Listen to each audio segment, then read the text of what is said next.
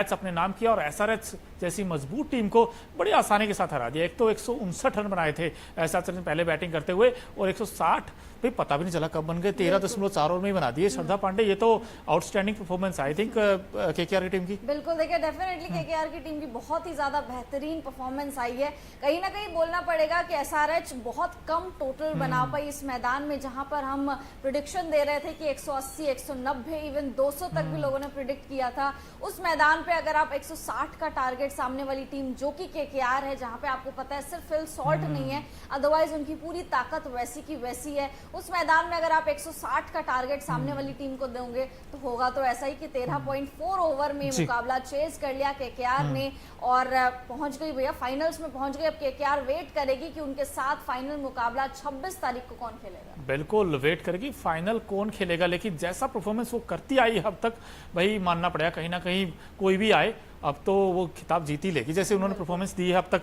अब अगर इस मैच को देखा जाए थोड़ा सा बारीकी से, भाई इस मैच में हुआ क्या क्या था। एसआरएच की टीम ने पहले बैटिंग करने का फैसला किया और वहां पर 159 पर ऑल आउट हो गई। अब इस स्कोर कार्ड अगर देखें, ट्रेविस हेड आते ही आउट हो गए 0 पर और उसके बाद अभिषेक शर्मा से बड़ी उम्मीदें थी, लेकिन दोनों ओपनर जो इनकी ताकत थी वही आज इनकी कमजोरी बन गई। दोनों के दोनों प्लेयर जल्दी जल्दी आउट हो गए। ट्रेविस हेड हम आपको दिखा रहे हैं सिर्फ 2 गेंदें खेली, सिर्फ 2 गेंदें, खाता भी नहीं खोल पाए। उसके बाद अभिषेक 3 रन बनाए, नीतीश रेड्डी 9 बनाए, शहबाज अहमद 0। इसके अलावा एक ऐसा खिलाड़ी जिनका नाम है राहुल त्रिपाठी। अब राहुल त्रिपाठी ने ऐसी बैटिंग की है भाई, उनकी बैटिंग देखकर बड़ा मजा आया। हालांकि वो रन आउट हो गए अनफॉर्चुनेटली, बट उन्होंने 55 बनाए 35 बॉल्स में। ये एक ऐसी पारी थी जिसके दम पर ये टीम 159 तक पहुंची है। आई थिंक कहना गलत नहीं होगा। बिल्कुल, देखिए मोनू आपने सही कहा कि कहना गलत नहीं होगा कि राहुल त्रिपाठी की आज जोरदार लाठी चली है। पिछले मैच में स्टार्ट अच्छा दे दिया था, मिडिल ऑर्डर में थोड़ा सा अच्छा स्टार्ट दे दिया था, लेकिन उसके बाद राहुल त्रिपाठी अपना अर्धशतक कंप्लीट नहीं कर पाए थे। आज के मैच में राहुल त्रिपाठी ने वो करके दिखाया। साथ साथ अब्दुल समद की अगर हम बात करें तो 16 रन इन्होंने बनाए, 12 गेंदों का सामना किया। उस तरीके की कोई बल्लेबाजी इनकी तरफ से देखने को नहीं मिली। सनवीर सिंह की तो क्या ही बात करें, इनका तो खाता भी नहीं खुला। गोल्डन डक का ये शिकार हो गए थे सनवीर सिंह, थोड़ा सा अननेसेसरी लगा कि उनको खिलाना।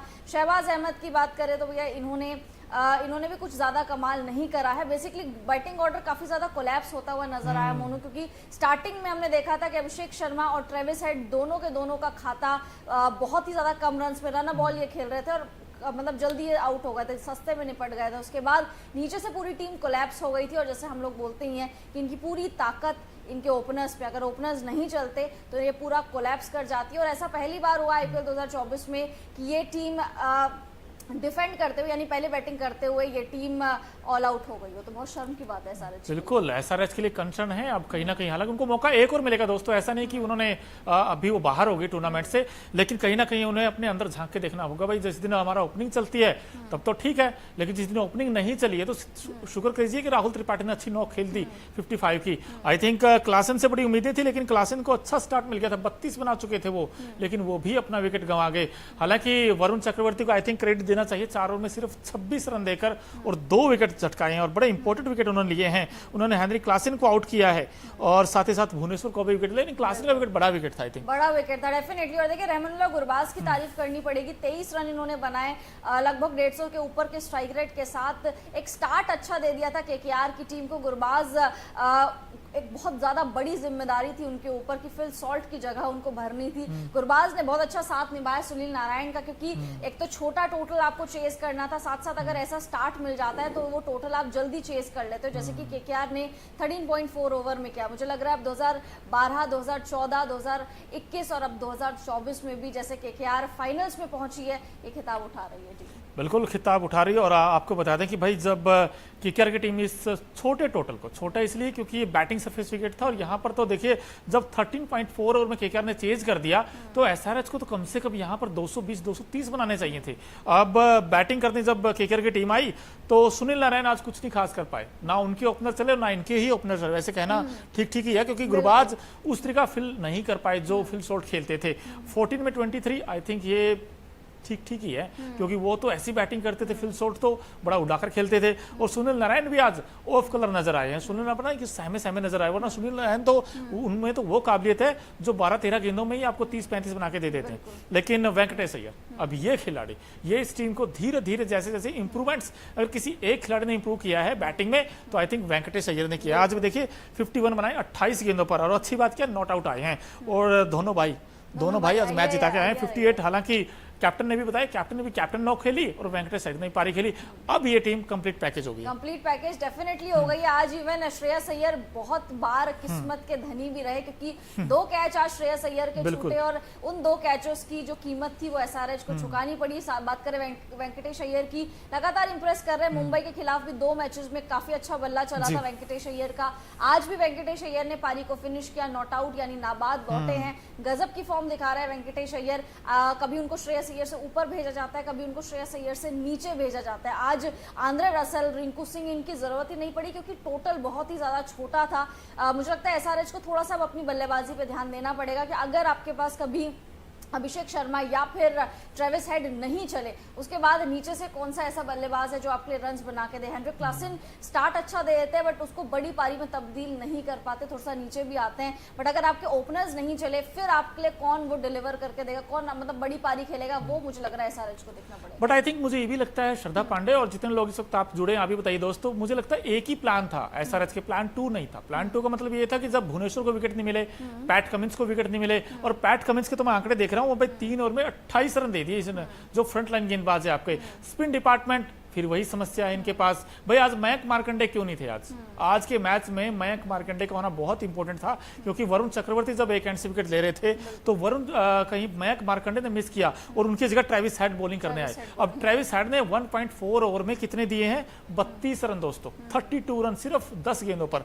अब बताइए, वो स्पिन डिपार्टमेंट बहुत ही वीक था, डेफिनेटली बहुत ज्यादा वीक था। आप सोचिए कि आपको पार्ट टाइमर के पास जाना पड़ रहा है, ट्रेविस हेड से आपको गेंदबाजी करवानी पड़ रही है। जैसे कि आपने बोला कि मयंक मार्कंडे को क्यों नहीं आपने दिया, इनकी गेंदबाजी हमेशा से ही वीक रही है। इस पूरा सीजन वो ये होता था कि बल्लेबाज इतने ज्यादा रन्स बना लेते थे कि गेंदबाजी पे किसी का ध्यान नहीं पड़ता था, लेकिन अब पड़ेगा क्योंकि आप इतना आगे पहुंच के आप यहां से वापस नहीं जा सकते। इतना आगे पहुंच के आपको ट्रॉफी उठानी चाहिए। पैट कमिंस ने डेफिनेटली बोल्ड डिसीजंस लिए हैं। पैट कमिंस ने बहुत अच्छी कप्तानी करी है, आज तो अच्छी तरीके से रोटेट भी करा है। लेकिन मुझे लग रहा है कि थोड़ा सा बल्लेबाजी में यूं कि भाई अगर ओपनर्स आउट हो जाएंगे तो नीचे से कौन है, और गेंदबाजी में आपको डेफिनेटली बहुत ध्यान देना पड़ेगा। बट कहीं ना कहीं हमने बहुत बार ये सवाल पूछा था, प्री मैच शो में भी आपसे पूछा था कि भाई स्पिन डिपार्टमेंट किसका स्ट्रांग है और किसका वीक है। हर किसी ने बार बार कहा था, और इनफैक्ट आपने तो बड़ा अच्छे से कहा था कि एसआरएच की जो एक वीक लिंक है वो उनका स्पिन डिपार्टमेंट है। लेकिन देखिए आज स्पिन डिपार्टमेंट उनके पास वैसा था नहीं। जो विकेट टेकिंग एबिलिटी होती है ना किसी गेंदबाज में, वो मुझे लगता है मयंक मार्कंडे में थी, लेकिन मयंक मार्कंडे का आज मौका नहीं मिला। लेकिन अब यहाँ से क्या प्लानिंग होगी एसआरएच की, क्या करना होगा उनको? देखिए मुझे वही लग रहा है कि एक बार स्पिन डिपार्टमेंट आपको देखना पड़ेगा, साथ साथ ओपनर्स, क्योंकि पिछले मैच में हमने देखा था कि एसआरएच की तरफ से ट्रेविस हेड डक का शिकार हो गए थे, लेकिन अभिषेक शर्मा ने पारी को संभाल लिया था। लेकिन आज अभिषेक शर्मा भी नहीं रहे, वो भी जल्दी आउट हो गए। तो नीचे से आपके लिए किसी ने उस तरीके का बेस सेट ही नहीं करा, खाली कैमियोस, छोटे छोटे कैमियोस खेल के जा रहे थे। राहुल त्रिपाठी ने अच्छी बल्लेबाजी की, राहुल त्रिपाठी की लाठी जरूर चली, उनका एक मिस कम्युनिकेशन हो गया था मोनू, जिसकी वजह से वो रन आउट हो गए थे। उसके बाद वो रोते हुए हताश निराश नजर आए, क्योंकि त्रिपाठी को भी पता है कि उनको मौके बहुत कम मिलते हैं और इस सीजन तो उनको मौके बहुत ही ज्यादा कम मिले। अब उस मौके को जब वो भुना रहे हैं, उसके बाद मिस कम्युनिकेशन होके आपका रन आउट हो जाए तो डेफिनेटली बहुत दुख होता है, क्योंकि मुझे लगता है अगर त्रिपाठी खड़े रहते तो शायद ये टीम 160 से ज्यादा का रन, मतलब 160 से ज्यादा ही बना लेती है। आई थिंक 180 या 190 तक ये पहुंच जाती है, बिल्कुल पहुंच जाती। लेकिन जो मर्जी कहें भाई, इस बड़े और कड़े मैच में भाई एक खिलाड़ी ऐसा था जिन्होंने सबका दिल जीता है। तो हमारा एक खास सेगमेंट है Okinawa effective player of the match कौन है, क्योंकि जो ओकिनावा की स्कूटी है वो कोस्ट इफेक्टिव तो है ही है, लेकिन माइलेज बड़ा शानदार देती है। कुछ शानदार ही खेल दिखाया इस खिलाड़ी ने। भाई देख ही लेते हैं कौन है आईपीएल 2024 का Okinawa effective player of the match, और ये है मिचेल स्टार्क। अब फ्रंट लाइन गेंदबाज हैं, पावर प्ले में बड़ी अच्छी गेंदबाजी की, 4 में 34 रन और 3 विकेट। अब स्टार्क जो 25 करोड़ में खरीदे थे, आज उन्होंने पूरे कर दिए, आज पूरे कर दिए। और आई थिंक आपने प्रेडिक्शन भी किया था आज आप दोनों की प्रेडिक्शन सही हुई है। आपने कहा था कि स्टार्क चलेंगे और अखिल सर ने कहा था कि त्रिपाठी की लाठी चलेगी, तो दोनों के प्रेडिक्शन आज सही हुए। बट मिचेल स्टार्क ने डेफिनेटली बहुत अच्छी गेंदबाजी करी है। आज जिस तरीके से बड़े मैच के प्लेयर वो माने जाते हैं, आज के केकेआर के लिए बड़ा मैच था और जितने अहम विकेट्स इन्होंने चटकाए हैं, जितने अहम विकेट्स निकाले हैं, उसने कहीं ना कहीं केकेआर को बहुत ज्यादा हेल्प कर दिया। बिल्कुल, और मैं देख भी रहा हूँ इनफैक्ट जो स्टार्क ने गेंद किए हैं भाई, ट्रेविस हेड का पास उस गेंद का कोई जवाब नहीं था जिसपे वो प्ले डाउन आउट हुए, और साथ ही साथ अभिषेक शर्मा भी इनफैक्ट प्ले डाउन आउट हुए थे। बोल्ड किए दोनों बैट्समैन वैसे देखा जाए तो, लेकिन अभिषेक का तो खैर वैभव अरोड़ा ने विकेट लिया था, बट स्टार्क ने जो नीतीश रेड्डी को आउट किया था वो बड़ी कमाल की गेंद थी।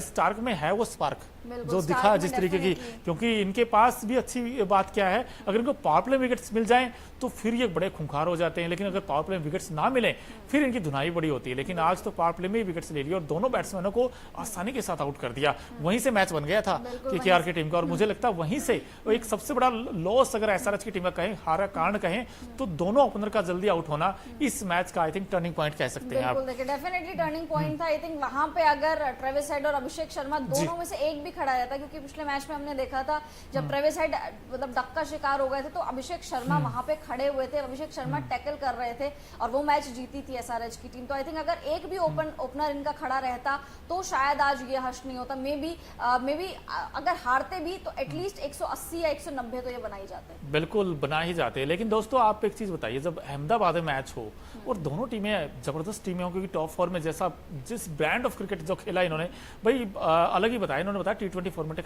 खेलने का सही तरीका हमारी दोनों टीमों के पास है। अब ऐसे में अहमदाबाद में अगर आपने कुछ मिस कर दिया इस मुकाबले में तो वो हम आपका काम कर देते हैं। हमारा खास सेगमेंट है ओकिनावा कलरफुल मोमेंट। तो मैच क्या क्या आज के मुकाबले में देखा जाए, ओकिनावा की जो स्कूटी है भाई 7 से 8 कलर में आती है, तो ऐसे ही कुछ कलर बिखरे वहां पर। देखिए दोनों कैप्टन नजर आए, राहुल त्रिपाठी नजर आए, और साथ ही साथ अगर वहां देखा जाए भाई मिचेल स्टार्क ने जो स्पेल डाला था, बड़ा कमाल का स्पेल डाला था। बिल्कुल, देखिए डेफिनेटली बहुत ज्यादा कमाल का स्पेल था। ये देखिए दोनों कप्तान ट्रॉफी के साथ नजर आ रहे हैं। खैर हैदराबाद को यानी पैट कमिंस को थोड़ा सा इंतजार करना पड़ेगा, बट श्रेयस अय्यर तो बहुत ज्यादा जल्दबाजी में लग रहा है कि इनको जल्दी है, इनको बस ट्रॉफी लेके जानी है। और ये देखिए राहुल त्रिपाठी की लाठी इस बार चली है। पिछले साल भी काफी अच्छा उन्होंने परफॉर्म किया था, इस साल मौके उतने नहीं मिले। यहाँ पे आपको केकेआर की टीम नजर आ रही होगी, आंद्रे रसल भी हैं पीछे, और रसल आईपीएल में पहली बार अपना पहली बार कोई फाइनल खेलने जा रहे हैं, तो ये भी बड़ा रसल के लिए मेमोरेबल फाइनल होगा, क्योंकि पहली बार मतलब इतने टाइम से रसल खेल रहे हैं, बट पहली बार आईपीएल में फाइनल रसल खेलने जा रहे हैं। उनकी बल्लेबाजी इफेक्टिव होगी। 26 तारीख को देखना पड़ेगा कि केकेआर के सामने कौन सी टीम आएगी। बिल्कुल, कौन सी टीम आएगी दोस्तों आप बताइए, कौन सी टीम आएगी, हम बाद में बताते हैं, लेकिन सबसे पहले आप बता सकते हैं कि भाई कौन सी टीम वो आएगी, और यहाँ पर आपकी क्या राय है वैसे कौन आ सकता है? देखिए मुझे लगता है कि केकेआर के सामने एसआरएच के पास भी एक और मौका है, आरआर भी है, आरसीबी भी है, बट मुझे ज्यादा चांसेस लग रहे हैं या तो एसआरएच या फिर राजस्थान रॉयल्स। मुझे इन दोनों में से एक के चांसेस लग रहे हैं। और आई थिंक केकेआर ने जितना जिस तरीके का क्रिकेट खेला है वो ये दर्शाता है, जिस तरीके से वेंकटेश अय्यर ने बोला कि शाहरुख खान हमसे बातचीत करते हैं, जो ओनर है उनके शाहरुख खान, किंग खान, वो उनसे बातचीत करते हैं। और आई थिंक बातचीत करना, ड्रेसिंग रूम का माहौल बहुत अच्छा होना, ये बहुत जरूरी है, तभी आपका गेम मैदान पे दिखता है।